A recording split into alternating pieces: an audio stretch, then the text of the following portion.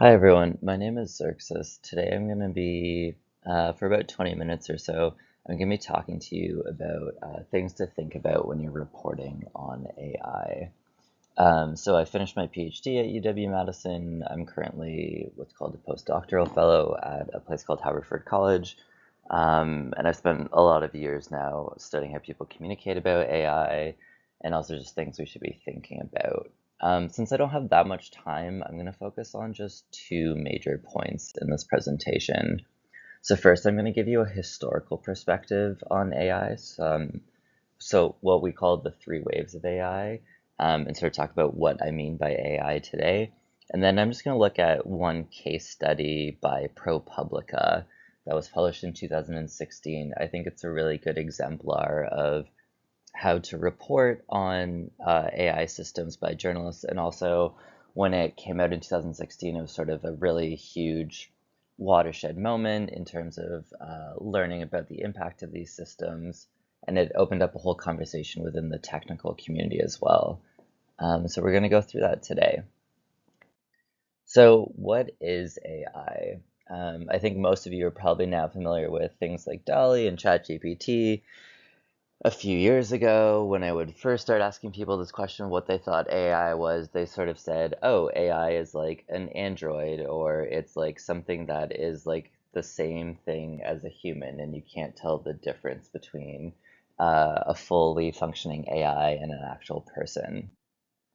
So that idea of an android or a fully functioning, almost like replicable human is part of what we call the first wave of AI. I don't actually know if you can see my cursor in the recording, but it's from about the mid 1950s to the mid 1970s. It's called the wave of good old-fashioned AI, or GOFAI. So this was when computer scientists and mathematicians were coming together, and they thought that they would be able to create a computer that acted exactly like a human. Um, so the first attempts to produce AI was actually a group of about 10 computer scientists and mathematicians who came together in the US in 1955. And when you read the proposal that they wrote to get funding for their research, they said that we think that in one summer we will be able to make significant progress on creating basically a human-like computer. They were wrong, but that was sort of the first wave of AI. And that's what a lot of people think about when they hear AI as well, in part because of popular culture, movies like Ex Machina, 2001: A Space Odyssey, if you've seen that sort of classic. There's lots of references. But after that first wave, when they weren't able to sort of produce what they had promised, we see what's called an AI winter. AI winters is when funding and interest dries up in the field of AI. So after the first wave of good old-fashioned AI, when they said they were going to be able to create a human-like computer and they weren't, funding sort of dried up and people were less interested. It's also perhaps important to note here that the first wave of AI and also the second wave received a lot of funding from military agencies. So that's taxpayer dollars, but it's still being funded through military research. I mean, this probably isn't that important, but in part, the reason this happened is because this is the height of the Cold War. The USSR had launched Sputnik into space, the first satellite into space, so the US was getting worried, and that's why they started investing in other high-tech projects, which is why you see a lot of funding into good old-fashioned AI at the time. Anyways, the second wave of AI is what we call the expert systems wave. So instead of trying to create a human-like computer, the focus here was on creating computer programs and systems that could achieve narrow sets of tasks. And they were called expert systems because the idea was that you just collect a lot of knowledge or data, and by collecting all of that and giving it to a system, it can perform very well in a narrow domain.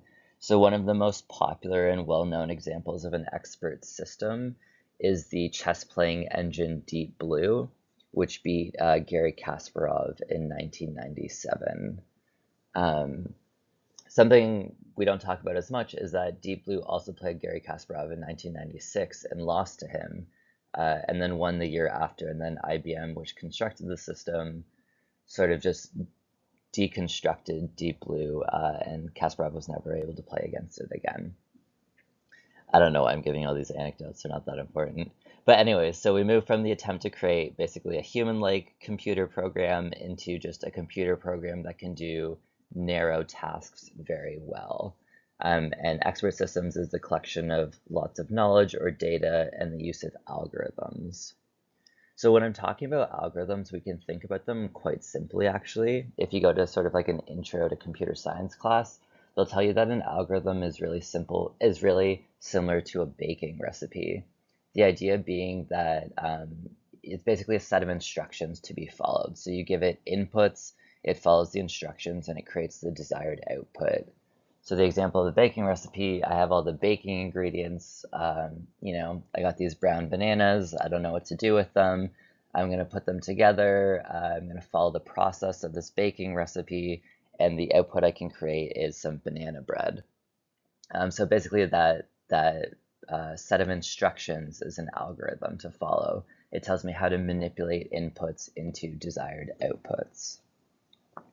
So that was the second wave of AI, expert systems. Then you can see we go into another AI winter. And now we're approaching in what we consider our age of AI today too, which is machine learning. So machine learning is more sophisticated algorithms than expert systems. So we now have algorithms that can self-modify. So you can basically think of a recipe that changes its own set of instructions depending on the inputs it receives, still in order to produce like the output that we want. So a lot of the things that you're thinking about today when you hear AI, like ChatGPT or DALL-E, those are all examples of machine learning. When people talk about like the TikTok algorithm, for example, and how it's learning from your preferences and what you like watching, that's also an example of machine learning, where it sort of uses the input of what you spend the most time on, what you're liking, what you're interacting with, and it modifies to provide you with more of that content. So this is sort of just like a really brief historical overview, but I wanted to provide this to sort of show you that like AI, its meaning has changed over time, and it sort of like reflects different moments, both in the social landscape but also politically. So we can remember sort of that good old-fashioned AI era was kickstarted during the Cold War and fears of the USSR getting technological dominance. And in today's wave of machine learning, we're seeing sort of the influence of corporate capitalism. So you're seeing a lot of private companies coming out, just using data from all over, collecting data without consent, without needing really any protections, that sort of thing. And they use that to fuel a lot of their AI work. So given all of that, what should you be thinking about when you're reporting on AI? I know some of you might be worried about also like, what about the job of being a journalist when it seems like AI is taking over industries and stuff? And at the end of this presentation, there's like one book I can recommend that sort of talks about the impact of metrics in the newsroom. I'm not going to go too much into like your sort of labor precarity in this presentation. I will also say sort of like even in the good old fashioned AI era, there was sort of thousands, tens of thousands of complaints being made to the Bureau of Labor in the US about fears of losing jobs due to automation. Not that that makes you feel any better, but just that it's sort of like an older theme that's still there. But I think you'll always be able to find different spaces in order to like find your work. Anyways, so when you're thinking about reporting on AI, it can get kind of difficult because you don't really know what to talk about, or it can seem really technical. So like what I'm trying to show you here is that you can see the inputs and you can see the outputs of AI systems, but you don't always know what's going on within what we call the black box. So like I've sort of mentioned, AI is a combination of data, algorithms, and then there's a lot of human choices. So the choice to produce the system in the first place, the choice of what data to include, the choice of what we want the system to do, how it should value certain inputs over others. So all of your social media, like your TikTok, your Instagrams, everything like that, they are built in order to capture your attention and keep you on the site or keep you on the app, right? So that's what their focus is. That's a human choice. That's not a technical decision at all. Um, for you as a reporter or as someone on the outside who doesn't necessarily have technical knowledge, and I don't have technical knowledge about AI either, you can usually report on the impact of the system, so how it's changing the lived experience of people in the world. But you can also talk about how it was built. So who were the people who were involved in building it? What kinds of things do they care about? What are they valuing? What are they interested in? And sometimes you can get access to sort of the data they use. Usually you can't see into what we call the black box. So most algorithms are not available for public scrutiny because private companies will claim trade secrets or that sort of thing. I do a lot of studying on police AI and algorithms in policing, and it's huge hassles. You have to file FOIA requests. There's like a project in Madison that I've been trying to do where it's part of like a national study, and I've been reaching out to the study designers, and they take months to respond to me when I'm just asking them simple questions too. But these are probably all things that you get used to as journalists as well, of trying to reach out to people and them being difficult to reach. Um, okay, we are flying through, so I'm gonna move because we got about 9 minutes left. So I want to talk about this one case study here. I've put a link on the slide. If you want, you can pause the presentation here and skim that article. I'm not going to have a lot of time to go in depth about it. I'm just going to choose some like key points from it, but I would really recommend either pause and read it right now or read it after this presentation.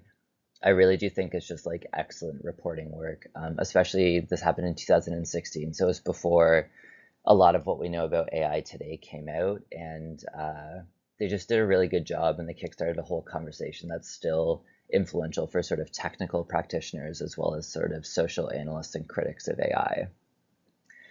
So the article is called Machine Bias. It's published by ProPublica. The lead author was Julia Angwin. I forgot to include the author names here. And as you can sort of see here, what they're saying is there's software used across the country to predict future criminals, and it's biased against Black people. I said Blacks, I don't know why.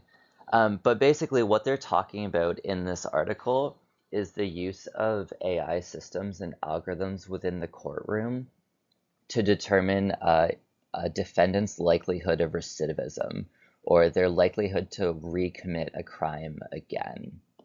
And so when they were digging into the impact of the lived experience of people who were affected by algorithms within this court district, what they found was that Black defendants were more likely to be flagged as high risk than white defendants. So there's a couple of things to think about here. First off, we can see that they're breaking the category of race into a binary only, so just white and Black. That's a pretty common thing to do in the United States, even though there are more than just two races.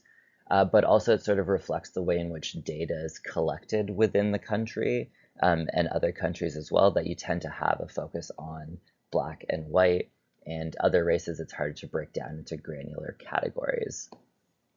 But what they're also trying to show us here with this graphic is that the risk score that was assigned to Black defendants tended to be higher regardless of sort of the crime they had committed. So whether you had sort of committed a low-level offense, sort of like drug usage, or something more severe like aggravated assault, you're still more likely to receive a higher risk score if you present as a Black defendant than if you are a white defendant.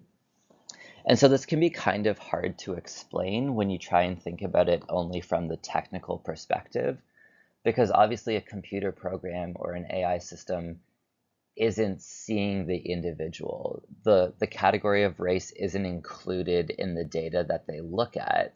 So it's hard to say that like, oh, this AI system is racially biased. But we can also remember the tagline of this article that says it is biased against Blacks. So what ProPublica did was try to figure out why this might be happening. And like I said, we can't necessarily get into the black box. We can't see how the algorithms are processing, but sometimes you can get access to the data that it's relying on or using. That's not always possible, and I think in part because this was 2016, it was a little more accessible. It would be harder to do today. But what ProPublica was able to do is they were able to get access to the 137 question survey questionnaire that the court system used when intaking a defendant, and they sort of went through it and flagged different questions to show how they might have sort of racial bias or reflect racial elements. So what I have here is a collection of a few of the questions. If you go to that article that I linked earlier in the presentation, you can get access to the whole 137 survey questionnaire. And these are highlights that ProPublica has put up themselves, so I didn't highlight these. But you can see that there's different categories. So on the top left, we have resident stability. On the right, it's sort of adolescence and growing up. And in the bottom, we have sort of more residence and stability questions too. So we can look at some of these. So number 55, how often have you moved in the last 12 months? Number 59, can you provide a verifiable residential address? So when we think about why these questions are being asked, we can think from a criminological perspective that, oh, people who have less stable housing situations may be more likely to engage in crime. But that's a pretty loaded assumption too. It is one that we do use, or a lot of criminologists and police departments especially use, but it's something that we should be challenging and thinking about as well. Were you ever suspended or expelled from school? Did you fail or repeat a grade level? These are questions 74, 75. What do you think is the assumption here? Why do you think that they would be asking this? What are we assuming about people who were suspended or expelled from school and their likelihood to engage in crime? 71, did you complete your high school diploma or GED? They also get into some weird behavior and attitudinal questions. So 95, how often do you feel bored? Um, you know, 97, how much do you agree or disagree with the following? You feel unhappy at times. Um, these are things that the idea, again, is sort of that when you're bored, when you're feeling discouraged, you may be more likely to act out and engage in criminal behavior. But maybe that also sounds a little bit ridiculous to you when I say that. And it's sort of like these are things we should be questioning. And this is why it's important to get at the level of the data, or what is going into the algorithmic processing. What are they considering when they're coming up with their decision? Because essentially the way this system is working is what it's saying is if people who have scored highly on these questions, so if you have moved a lot in the last 12 months, if you have been suspended from school, if you often feel bored, then you're more likely to recommit a crime. You're more likely to commit a crime again. But also these questions can be kind of loaded when we think about sort of structural and historical racism within the United States. So the areas that tend to have more precarious housing situations, the groups of folks who have to move a lot or tend to be in situations where they can't complete their education, tend to be those who have been underprivileged and underinvested in. Those tends to be communities of color, though not exclusively. But these are things that we can start thinking about and that ProPublica started to raise because they had seen the impact before on those charts where they saw that, okay, Black defendants are being flagged as higher risk of recommitting a crime even when they commit the same crime as a white defendant. And in trying to figure out why that was happening, they started to dig into the data that the system was relying on, which are these questions. And I really suggest you go through the rest of the questions and see them.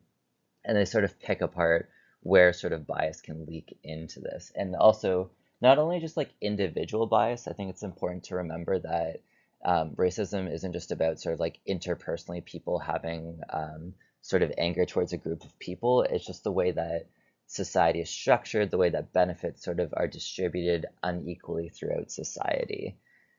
So in breaking out these categories, they're able to ask these questions and sort of reveal patterns that that weren't visible just by looking at the system itself. And they have this really sort of terrible but very illustrative quote here from a judge. They say that a guy who has molested a small child every day for a year could still come out as low risk because he probably has a job.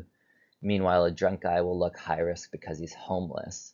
So what this is getting at is the way that the questions try and figure out who is a criminal and who is likely to commit a crime again. It really values certain things like job stability, but it doesn't actually get at the details of the crime. So what this judge is saying here with this quote is basically that if you have steady employment, you're going to come out as low risk even though you committed a more severe crime than someone who maybe received a public intoxication charge, but also doesn't hold steady employment or is unhoused. So this sort of just reveals sort of the different dynamics and sort of the inequality in how they're even determining who is criminal and what is a risky behavior. So yeah, I haven't had a lot of time here. We're already over 20 minutes. I just wanted to give you this sort of like overview of what AI is and basically just read this article. I think it's a really good job of talking about how to cover AI. It does a really good job of sort of blowing up the impact. And they started by sort of looking at, okay, there's these stories of people who are being unequally judged by this algorithmic system. They sort of dug beneath the idea that the system is objective or doesn't have any bias or anything. And they sort of looked into the data that goes into it. And that's where they're able to sort of see this idea of, okay, this is where certain human preferences or opinions, choices, decisions can come into play. Also briefly, I don't know if you've talked about journalistic objectivity in this course already, but Wesley Lowery's article about a Black journalist reckoning with journalistic objectivity and sort of the difficulty of achieving objectivity, that's something that you can think about with AI as well. You're not really achieving objectivity, you're just neutralizing one point of view. Anyways, yeah, I think this is a fascinating topic. You can always email me if you have questions. My email's on the first slide. Just a couple of books I would recommend. The first book here is Caitlin Petrie. She's done an ethnography in newsrooms. So she talks about, I think, Chartbeat and how it's transforming the work of journalists in the newsroom.